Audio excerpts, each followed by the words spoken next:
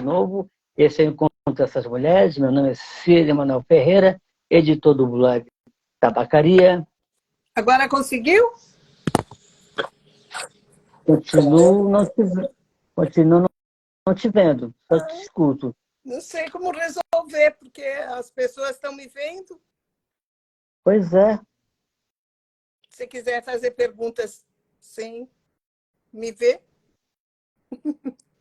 Não sei, procura aí o seu técnico para saber o que acontece. Mas não tinha aqui, vou dar uma olhada aqui. Eu estou me vendo muito bem. Pois é, por que só eu não estou conseguindo te ver?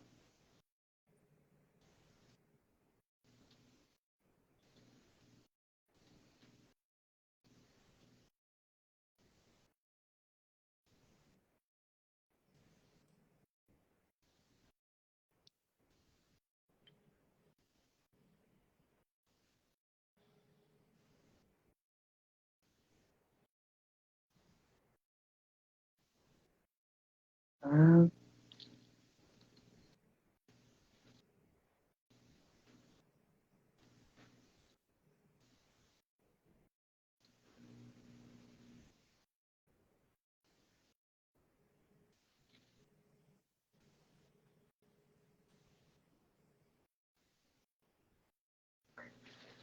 olha aí, como todo mundo está vendo, e só eu que não estou te vendo, não tendo privilégio de te ver, eu vou começar aqui a entrevista e vamos tocando. Se para você não tem problema, já que todo mundo está... Por mim, tudo bem. Não tem problema. Tá bom, então, Nereide, eu quero começar te agradecendo por ter aceito o meu convite. Estou muito feliz de recebê-la aqui no Essas Mulheres.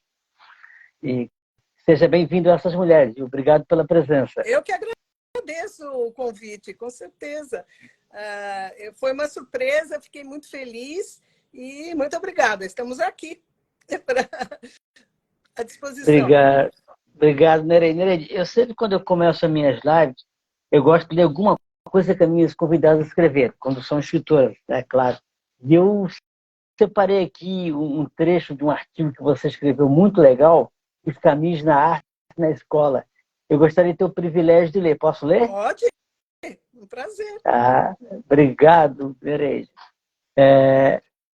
Olá, então é um trecho só, tá? É um artigo muito bacana que foi escrito na revista Inarte de São Paulo, em novembro de 2012. Isso é que legal. É muito bacana o artigo que você escreveu. Olha lá, Os Caminhos na Arte na Escola. O pensamento na arte é uma ação transformadora que incomoda, provoca, questiona e reflete. Isto é, uma ação que envolve afetividade e cognição, movimento e emoção. O ensino das artes na escola fundamental faz com que o educador leve aos seus alunos um universo novo, um universo de novos conceitos e a possibilidade de vivenciar novas experiências, através de reflexões e descobertas sobre o fazer artístico. Possibilita também o conhecimento da arte no contexto interdisciplinar e a sua complementariedade com as ciências humanas e outros meios de comunicação. Sinaliza educando como se faz arte no mundo contemporâneo e dá oportunidade para descobrir, pesquisar e se fazer artístico do seu tempo, com reflexos em todas as áreas de atuação. O aluno crítico adquire uma compreensão consciente sobre a arte e suas representações através de textos e imagens.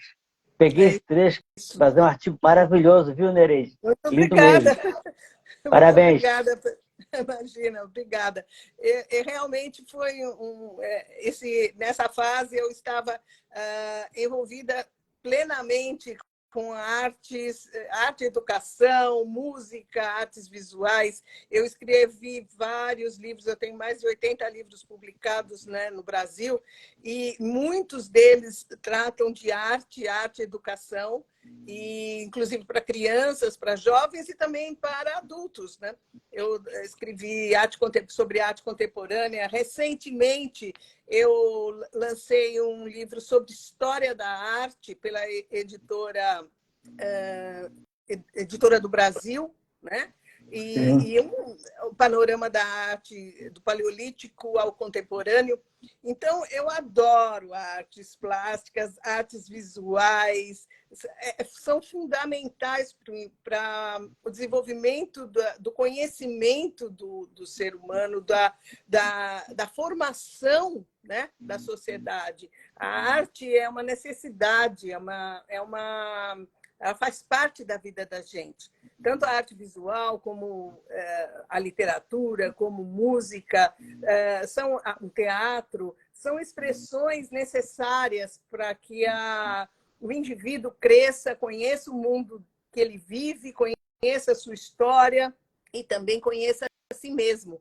Porque a história, através da arte, ela ensina a nos entender, a nos permitir criar e refletir sobre esse mundo que a gente vive. Uma forma de leitura do mundo.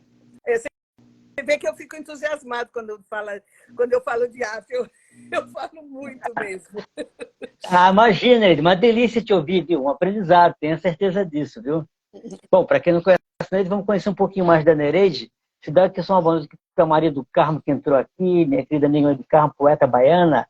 Olá, saudações literárias, satisfação em ouvir. Mandou uma mensagem a Maria do Carmo. Obrigado, Maria do Carmo, seja bem-vinda. A Sandra Regina, da editora Fêminis, entrou aqui também. Seja bem-vinda, Sandra. Vamos conhecer um pouco, para quem não conhece a Sandra, a Nereide, vamos conhecer um pouco mais sobre a Nereide. Nereide Santa Rosa é escritora, arte educadora e pedagoga. Nasceu em São Paulo e vive nos Estados Unidos desde 2017.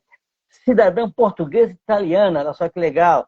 A Nereide, na casa dela, faz uma misturada com macarronada, com vinho do Porto, e fica tudo certo, né, Nereide? Exatamente, tem que ser, não pode faltar, nem a macarronada, nem o vinho. Tanto do Porto como o Chianti. A Nereide tem formação em arte, música, matemática e pedagogia. Olha só que legal. E mistura bacana. Desde 1990, quando publicou seu primeiro livro pela editora Ática, desenvolveu uma carreira de escritora de sucesso, atingindo a cifra de mais de meio milhão de livros vendidos e publicados em várias editoras brasileiras, como a Editora Moderna, a Cálice Editora, a Edições Pinacotec, a Dona Dueto, a Editora Saraiva, a Editora do Brasil, entre outras, a Leia, entre outras. Até 2020, publicou cerca de 85 livros e vários de seus títulos receberam prêmios pela Fundação Nacional do Livro Infanto Juvenil e AB, no ano de 2004. Foi agraciada com o prêmio Jabuti da Câmara Brasileira do Livro, o mais importante prêmio da nossa literatura brasileira. Atualmente continua escrevendo e publicando no Brasil e no exterior. É colunista do jornal PB na Flórida, CEO da editora norte-americana Underline Publishing, perdoe meu inglês, diretora do Fox Brasil Nova York, Encontro Mundial de Literatura Brasileira, coordenadora da Academia Internacional de Literatura Brasileira e produtora executiva do programa Livro Aberto. Vou conversar muito sobre isso. Nereide, eu quero falar uma coisa para você, uma percepção que eu tenho, não sei se é viagem minha, eu que estou viajando na maionese, eu não sei se alguém já falou isso para você, ou você mesmo teve essa sensação, percepção, mas o teu nome, Nereide Santa Rosa, me dá uma sensação do nome de um personagem, sabe? Uma mulher ali, forte ali, libertária ali, com os seus direitos, sabe? Me dá essa sensação do teu nome, me parece um perfeito personagem assim, uma personagem assim. Já pensou nisso? Alguém já falou isso para ti? Sim, sim. O meu nome, tanto o Nereide, né? Nereide é um nome... A minha mãe foi muito feliz em escolher esse nome para mim, porque é um nome que representa a mitologia grega, né? É uma sereia, uma ninfa do mar, as Nereides, as Nereidas, etc. Então, esse já é um ponto que chama atenção. Só que aqui nos Estados Unidos, os americanos têm dificuldade de falar meu nome, mas tudo bem, estamos indo bem. E Santa Rosa é o nome da família do meu marido, né? Na verdade, o meu nome da minha família italiana, né? Da parte do meu pai, é Esguilaro, Esquilaro, que são da área lá na região do Salerno. Mas Santa Rosa eu assumi quando eu casei, claro, estou casada desde 1980.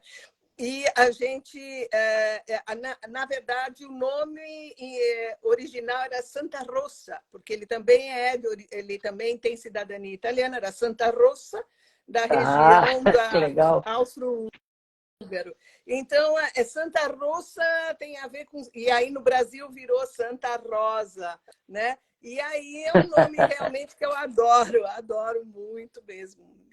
Gosto muito. E as minhas filhas também têm Santa Rosa também. Enfim.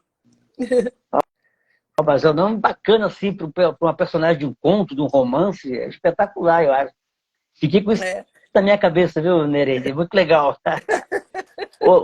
Quem sabe um dia É eu bacana. escrevo alguma coisa sobre essa personagem. Que bacana, que bacana. E qual o nome da sua filha? Eu tenho Você citou aí.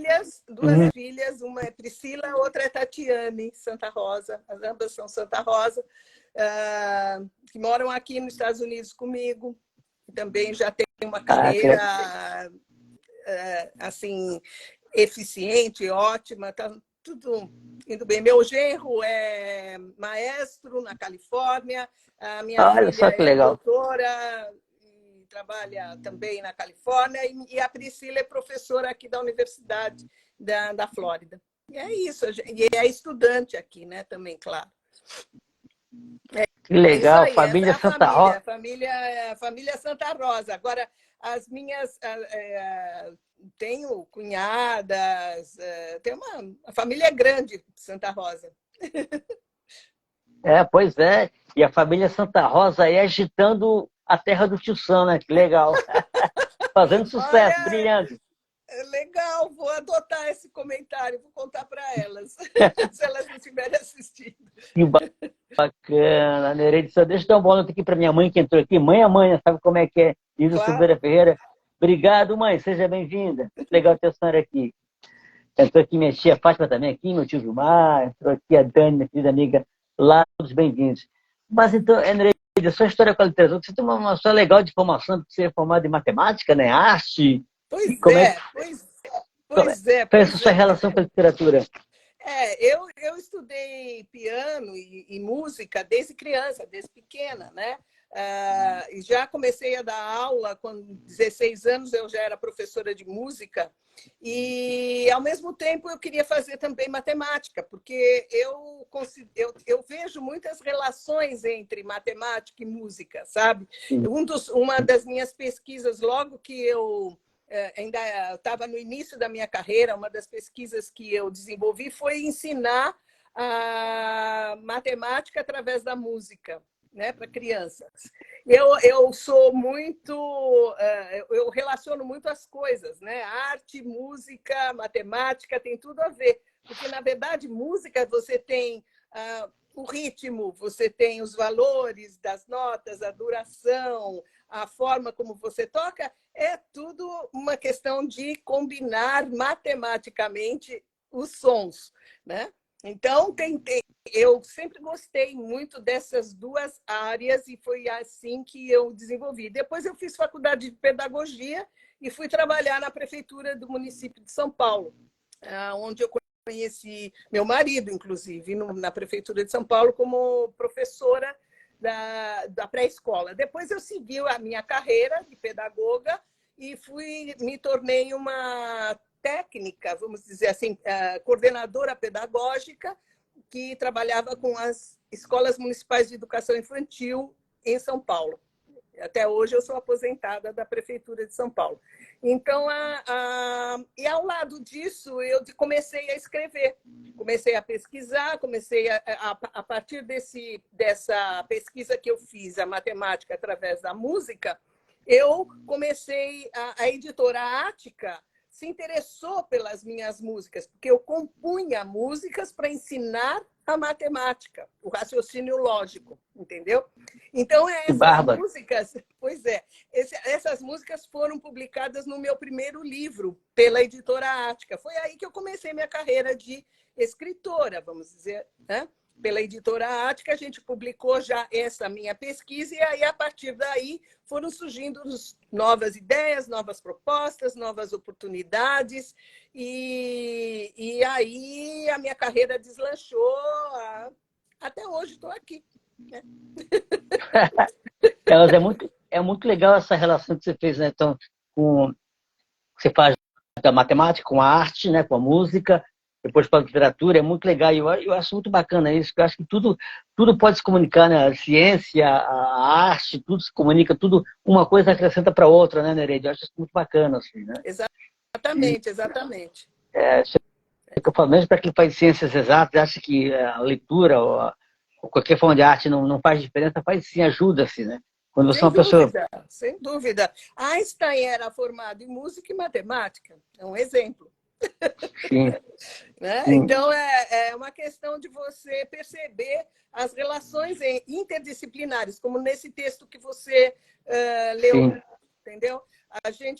Eu sempre procurei levar para a criança, para os alunos, para os leitores, né? Essas informações mais abrangentes, que pudessem desenvolver essas relações entre as áreas do conhecimento, entendeu?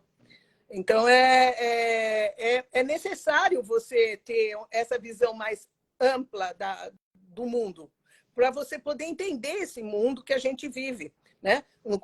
Conhecer mais informações, ter mais uma reflexão crítica sobre o que acontece no mundo que a gente vive. Então, a partir disso, você tem que estabelecer essas relações entre as coisas que estão acontecendo, né? E perceber o impacto delas na nossa vida. Sim, isso mesmo. Concordo. Assina embaixo, Nereida, isso mesmo. Isso é importantíssimo. Essa palavra que você falou que é muito importante, interdisciplinar, né? Você poder agregar todo esse conhecimento legal, você transita de um lado para o outro, e toda essa experiência torna você um cidadão melhor, um profissional melhor, uma pessoa melhor. Isso é bacana. A gente tem que abrir sempre a cabeça, né, Nereida? Perfeito. É isso aí.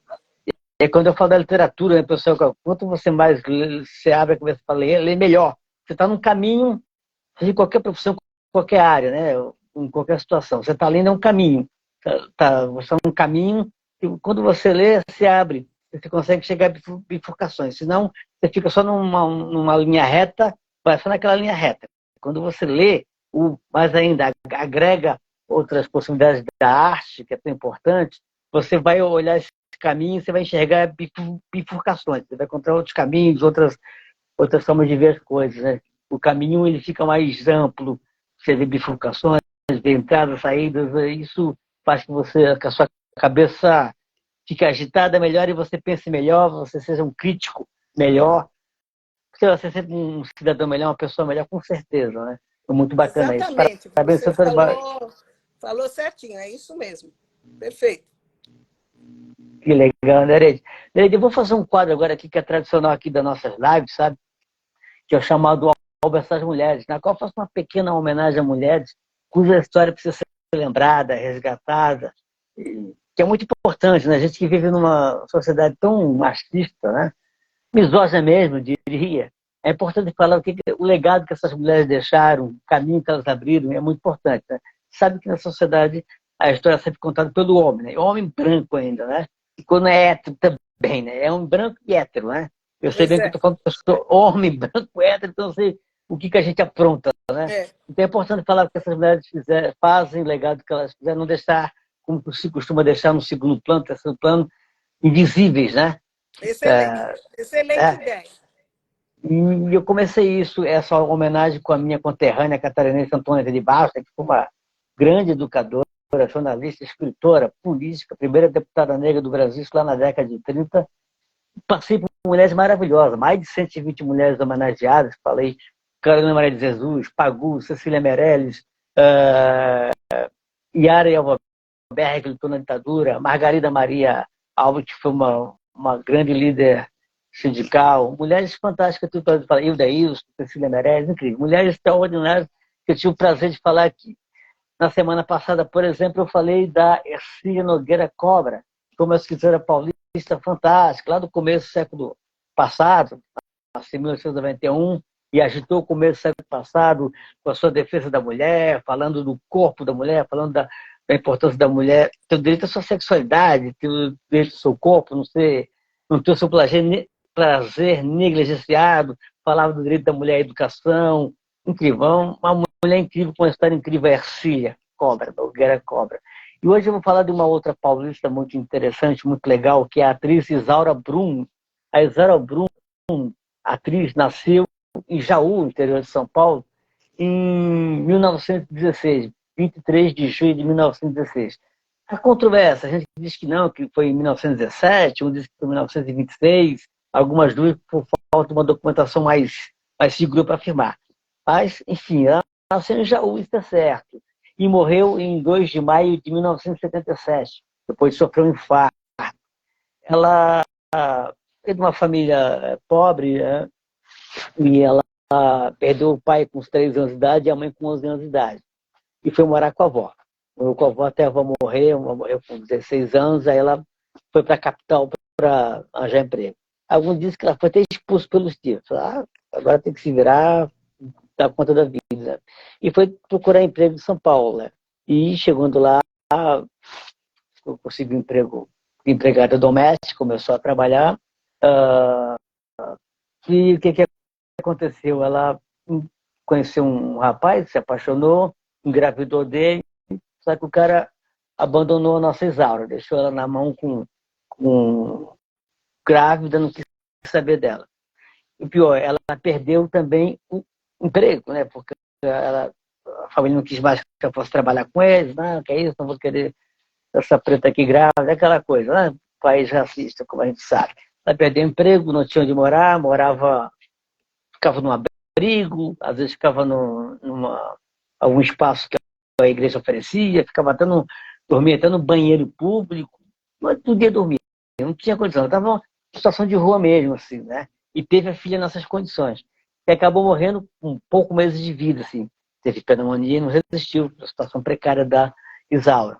Situação difícil, né? Aí depois ela conseguiu trabalhar um emprego como empregada doméstica, voltou a esse emprego, estava trabalhando na casa do escritor Origens Lessa, e lá uma amiga dela que trabalhava para o Walter Foster, ator, falou para a Isaura assim: pois, cara, o Walter aí, o meu patrão, ele é ator, está fazendo filme, está falando que estão procurando uma jovem negra para fazer um papel no filme. Você devia lá, acho que você consegue, você tem jeito, você é carismática, tem jeito que você leva a gente pro papel, né? E ela, a Isaura foi, vamos ver o que dá, né? Aqui tá ganhando um pouco, aí foi lá e conseguiu esse pequeno papel no filme, o filme Luar do Sertão, que foi lançado em 1949, com Walter Foster de protagonista.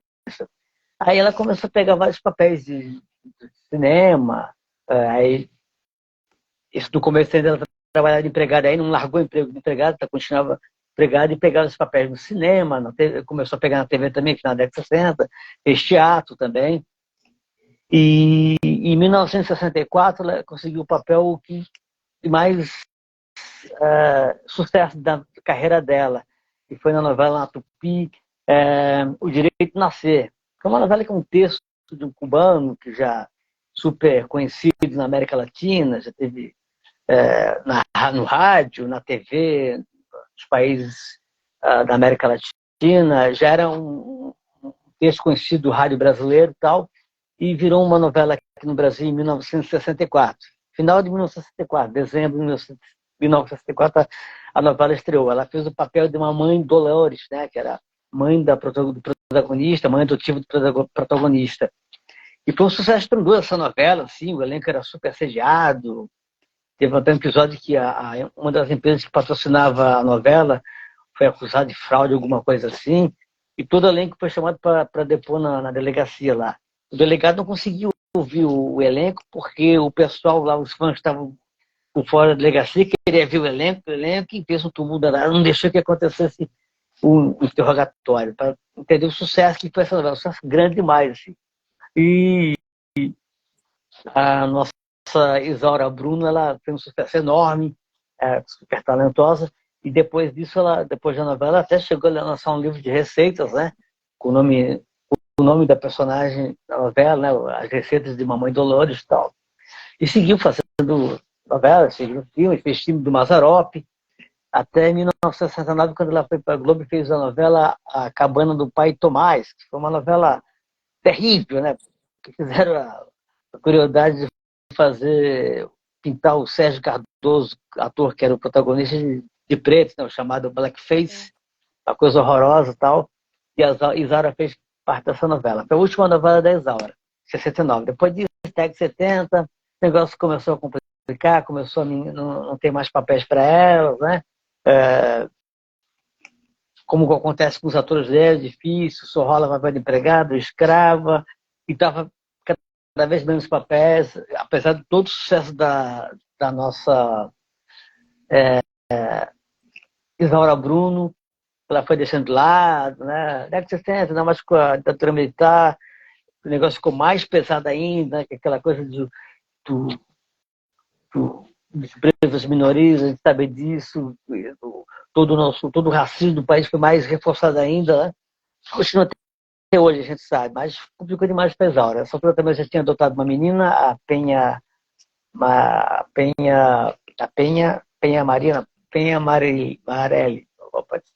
a Penha Marise, perdão, que ela adotou uma menina também.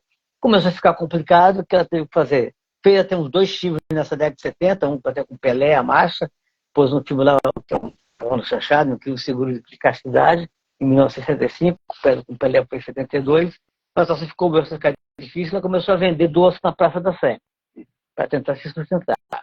O negócio começou a ficar muito complicado, ficou difícil a situação dela, foi morar com a filha adotiva em Campinas. Lá em Campinas, continuou trabalhando com gari, até que ela teve no meio da rua um infarto, foi levada para a Santa Casa de Campinas, lá no setor lá que lidava com indigentes, ela foi tratada como indigente e morreu dessa forma, como indigente, como se fosse uma moradora de rua.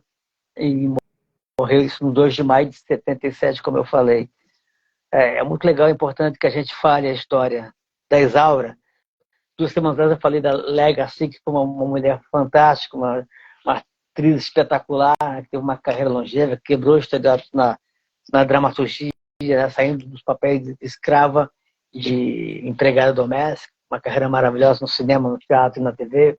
Mas é importante a gente falar com pessoas como a Isaura Bruno, que foi uma atriz fantástica e que sofreu, não teve a menção da Lé e sofreu com racismo, com preconceito, com desprezo, né, desse país que deve tanto aos povos africanos. Né? Eu tenho muito orgulho de falar da Isaura Bruno, essa mulher que foi seu trabalho incrível nas artes, uma mulher importante na nossa história que a gente não pode esquecer nunca. Isaura Bruno presente. Nereide, se você quer fazer algum comentário, fica à vontade, tá bom?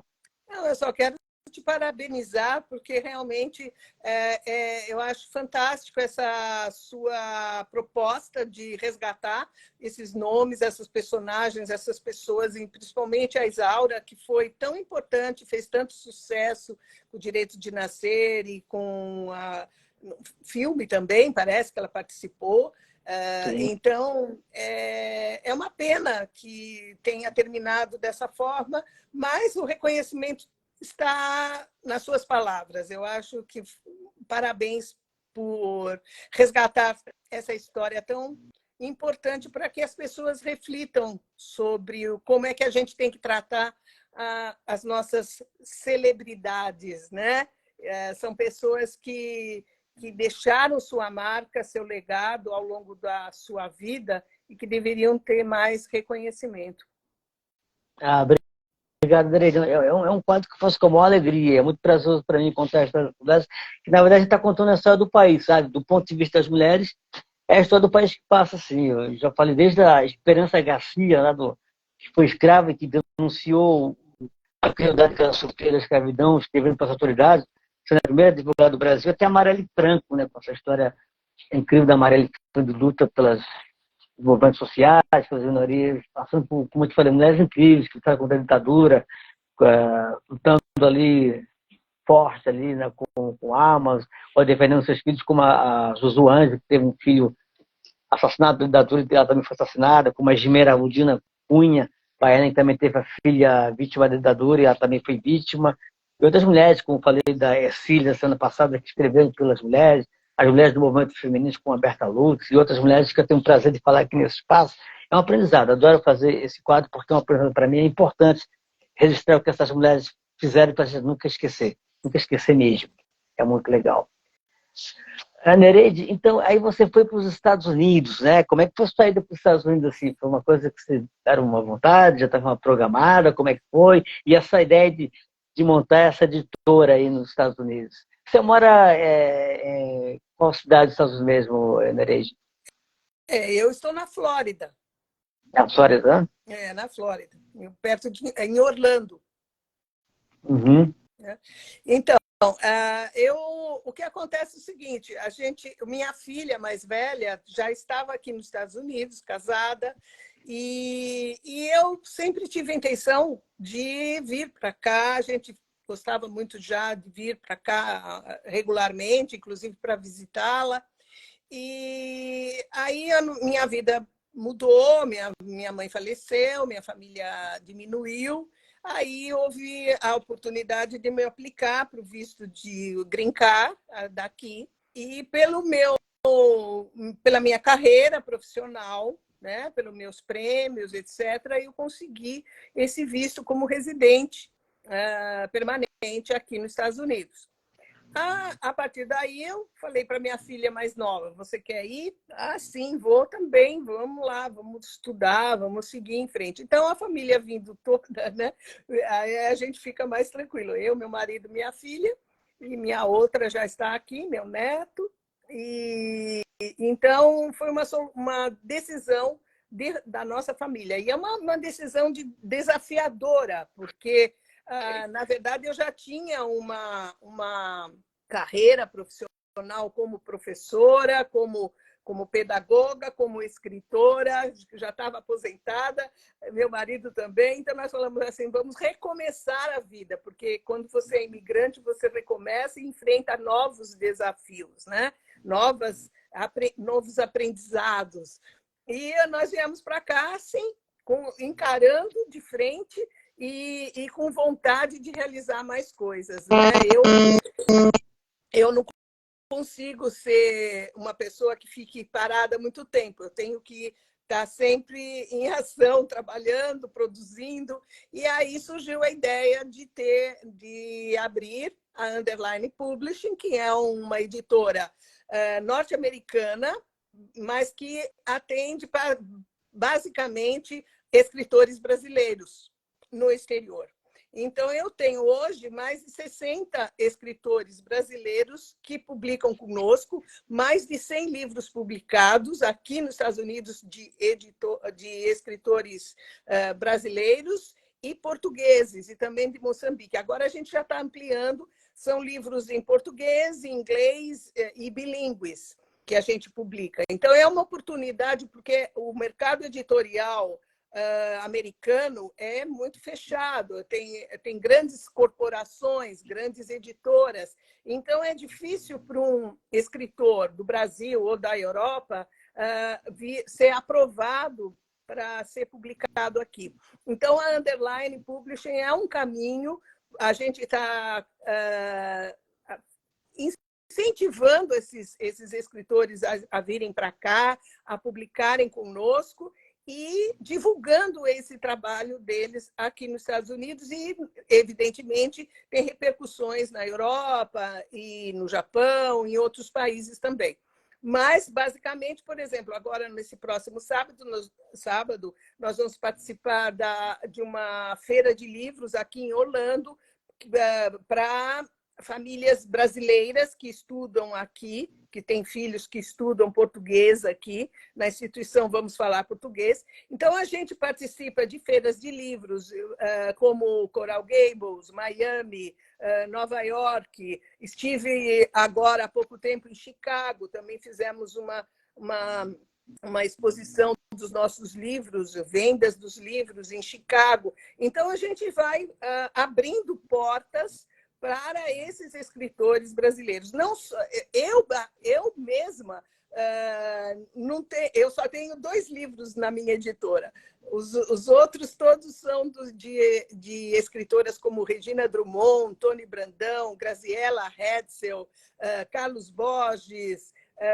Nossa, eu gostaria de Isabel Sintra, Isabel Ricardo, Cissa Ribeiro, tem muita gente boa. Eu não quero, Betty Rose, eu não quero falar, porque são 60, eu não quero deixar de falar todos que são nossos queridos escritores da Underline, né? E inclusive, nós estamos abrindo portas, inscrições para uma antologia chamada Words of Overseas, quer dizer, palavras que vêm do exterior. É um projeto inovador, nós temos escritores do mundo inteiro e escrita em várias línguas. Então, é essa a nossa proposta, trazer, agregar todos os escritores e que eles falem, se expressem através dos seus textos. Então, a Underline é o meu orgulho hoje, porque realmente abriu um novo caminho para mim. Não é fácil, mas eu tenho tido um excelente apoio da Focus Brasil Foundation. A Focus Brasil, do Carlos Borges e da Andréa Viana, onde eu sou diretora do Focus Brasil New York, a gente tem essa parceria de trabalho mesmo. Eu trabalho voluntário e eles me ajudam também voluntariamente, entendeu? Mas a gente vai divulgando e acabou que eu acabei me tornando a coordenadora da Academia Internacional de Literatura Brasileira, que agrega hoje 971 membros. Nós vamos chegar a 1.000 rapidamente, com certeza. São escritores brasileiros, essa academia é só escritores brasileiros que a gente divulga, tanto os mais famosos como os iniciantes, ou infantis. Então, nós damos oportunidade para todos se inscreverem. Se a pessoa publicou um livro, se ela participou de uma antologia, ela pode se inscrever na Academia Internacional de Literatura Brasileira, né? E eu vou continuar falando, Sidney, porque tem mais assunto ainda para contar. Fica uma delícia te ouvir, Nereide. Fica à vontade. Nós vamos ter o Encontro Mundial de Literatura Brasileira em Nova York, no próximo mês, onde nós teremos os escritores da academia que foram premiados como destaques literários, vão participar de um coquetel oferecido pelo Consulado do Brasil em Nova York, que cedeu o espaço para nós, e nós teremos painéis ao vivo de vários escritores brasileiros que estão indo para Nova York para participar no encontro nos dias 5 e 6 de outubro. As inscrições estão abertas, não custa nada, não tem custo para participar da Academia Internacional de Literatura Brasileira, não tem custo para participar do encontro em Nova York, é só você ser escritor e se inscrever nas plataformas do focusbrasil.org. E enquanto isso, a dona Nereide aqui também trabalha organizando 2 programas, que é o programa Livro Aberto e o programa Bookbox, que no Livro Aberto, viu, Sidney? Eu também dou oportunidade, uma vez por mês, a gente sempre cita um gênio da literatura brasileira. Um tema por exemplo, pode ser... o último agora foi Ariano Suassuna, falamos de Machado de Assis, falamos de Jorge Amado, falamos também das mulheres. Claro, Clarice Lispector, Lígia Fagundes Telles, Nélida Pinhon, né? Agora, o próximo programa vai ser sobre Lígia Fagundes Telles, inclusive com a presença da neta da escritora. Ela vai estar no nosso programa. Então, nós damos oportunidade também para levar conhecimento, né, sobre a literatura brasileira, e o Bookbox. O Bookbox é um programa feito para divulgação dos membros da Academia Internacional de Literatura Brasileira. São 4 pessoas, 4 escritores que se apresentam levando seus lançamentos, contando sobre a sua carreira. Toda semana eu faço isso. Então, eu coordeno tudo isso, faço todo esse trabalho que você faz, viu, Sidney? A mesma coisa, né? E eu sei como é que é difícil, como é coordenar todo mundo, fazer convite, acertar as pessoas para o horário. Às vezes as pessoas têm um imprevisto, não podem comparecer, aí o plano volta para trás. Então, mas a gente vai indo, Vai administrando. não é? Tudo isso esse é o meu trabalho aqui nos Estados Unidos. E aí muita realização, muito lançamento de livro, dando espaço para a literatura brasileira. Legal, Nereide, que trabalho lindo. Você estava falando da Lígia Fagundes Telles, falou também da Clarice. Tem uma história deliciosa da Lígia Fagundes Telles com a Clarice Lispector, quando elas foram juntas para o Congresso de Literatura na Colômbia, isso foi em Cali, e chegaram lá, o evento acontecia lá no auditório de um hotel, tal, muito chique, chegaram lá, as duas estavam juntas, né, a certa altura do evento, ela uma olhou para a outra e falou: que coisa chata, minha amiga, isso aqui não vai levar a lugar nenhum, não vamos chegar a lugar nenhum. O que você acha da gente ir para o bar do hotel? E as duas saíram de fininho e foram para o bar do hotel. Lá no hotel começaram a beber e a conversar sobre literatura. E outros assuntos também, né? Aí no final, quando eu saí do bar, eles encontraram o pessoal saindo do congresso, exausto, né? Cansado, morto de cansado. Aí uma falou para outra: tá vendo? Ó, a gente se deu bem, foi para o bar conversando entre eles, que aprendeu muito mais. A Lígia era uma pessoa muito criativa, muito inteligente, muito rápida, né? A escrita dela é tão leve, tão gostosa de ler e tão importante pelas mensagens que ela passa, Sim. dos seus personagens tão bem construídos, né? Ela tem assim tinha uma capacidade incrível de construir histórias, né, e personagens. Então, e a Clarice também, com certeza, era fundamental. A Nélida, nós tivemos oportunidade de ter uma live com ela antes dela falecer, o ano passado. Também foi muito importante as declarações dela, a importância de como ela trabalhava, valorizava as mulheres, né? A questão dos seus personagens femininos. Então, importante tudo isso que a gente fala sobre literatura. Importante. A Lígia, já fiz homenagem aqui na Lígia do Aldo dessas mulheres. A Clarice, ainda não falei dela, tenho que falar da Clarice. São mulheres com espetaculares, importantíssimas para a nossa arte, para a nossa literatura, né, Nereide? Sem dúvida. A Maria do Carmo aqui, nossa querida amiga poeta baiana, que é professora também, viu, Nereide? Professora também. Que parabéns, sim, parabéns, Nereide. O ativismo literário de vocês nos motiva. Obrigado, Maria do Carmo. A Nereide foi um trabalho maravilhoso e merece todos os Obrigada, Maria elogios. do Carmo. Obrigada. Olha, eu vou fazer uma pergunta para você, que talvez seja uma pretensão minha, né? Porque vamos falar, são dois países continentais, né? Brasil e Estados Unidos, mas nesse tempo que você está aí, também não é um tempo tão grande assim, 6 anos, mas você consegue notar diferenças entre o leitor brasileiro e o leitor norte-americano? É possível fazer uma análise, alguma observação sobre isso? Não, é muita pretensão minha aqui. Não, a questão do mercado literário, né? Aqui as crianças, elas leem muito desde pequenininha, quando já na escola, são as livrarias físicas agora quase não tem tantas, né?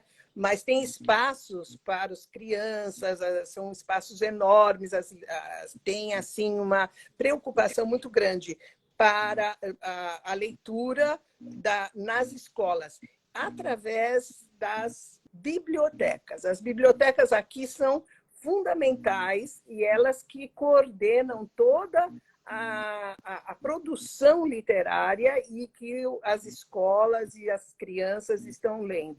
Tá? É diferente do Brasil, que no Brasil você tem as editoras vão direto nas escolas, fazem a divulgação, fazem a distribuição. Aqui não. Aqui você tem que, primeiro, cadastrar os livros nas bibliotecas, você tem que fazer um trabalho grande, né? Das editoras, elas fazem um trabalho bem de triagem da qualidade dos livros, né? Mas, em compensação, você tem também grandes editoras que têm uma distribuição incrível, são livros de alto nível, são livros geralmente tem capa dura, uma produção literária primorosa, primorosa e grande quantidade de oferta, né? Agora, o que chama muito atenção aqui, que é diferente, eu considero um pouco diferente do Brasil, é a valorização do escritor. O escritor aqui tem vários momentos, várias situações que ele pode participar, graciosamente, inclusive, para divulgar diretamente seu livro para o seu público, para o leitor. Então, aqui é muito comum você encontrar nas praças, por exemplo, um espaço para o escritor chegar, abrir seu livro e começar a ler o próprio livro para as pessoas que estão ali na praça, e as pessoas param, assistem e respeitam bastante. Então, nas feiras de livros, você tem espaços determinados só para o autor, não para as editoras, como é no Brasil. Por exemplo, você vai na Bienal do Rio, você vê que o escritor ele entra, ou na Bienal de São Paulo, ele está num stand da editora, dentro de um grande stand da editora, etc. Não chama tanto a atenção, você se perde no meio de tanta gente. Aqui, as feiras são mais direcionadas para o público que gosta mesmo de ouvir a leitura, de dar palpite, fazer perguntas. Lançamentos em livrarias são muito comuns também, entende? Então, o leitor aqui é muito ávido de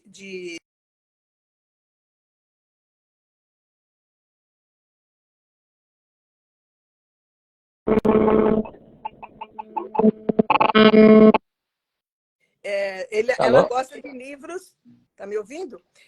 Agora Ela tô. gosta, a criança assim, com 10 anos já lê livros com 200, 300 páginas. Eles leem Nossa. muito, muito, muito.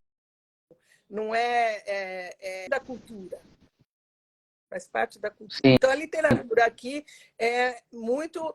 E também tem o lado da questão da assessoria literária, que é muito forte, e também da crítica literária em grandes jornais, como o New York Times e outros aqui dos Estados Unidos, que saem essas resenhas que são muito apreciadas pelo público. O público gosta de ler e saber quais os lançamentos, etc. Né? Então, recentemente... E também tem a questão do cinema, né, o Sidney?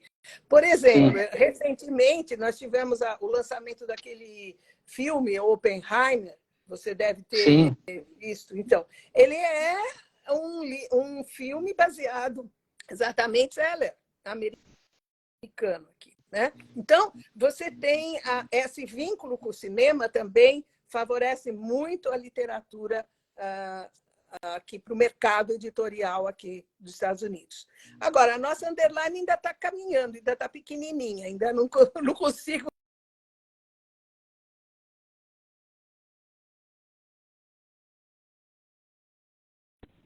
Oi, Nereide? Oi. Alô? Oi? Alô? Está me Alô, tá me ouvindo? ouvindo? Eu estou. Agora eu tô te ouvindo. Deu uma travada, agora eu tô te ouvindo. Quando a gente tá falando da Underline, vai chegar lá, viu? A Underline vai chegar lá. Muito legal Quem essa. sabe, né? Quem sabe. Ah, assim, muito legal essa explanação que você fez aí do leitor americano, das possibilidades que o leitor tem, do apoio que se dá aos escritores aí, é muito bacana, né? E bem lembrado também do cinema. Né? O cinema americano acontece o tempo todo, a gente vê filmes que são baseados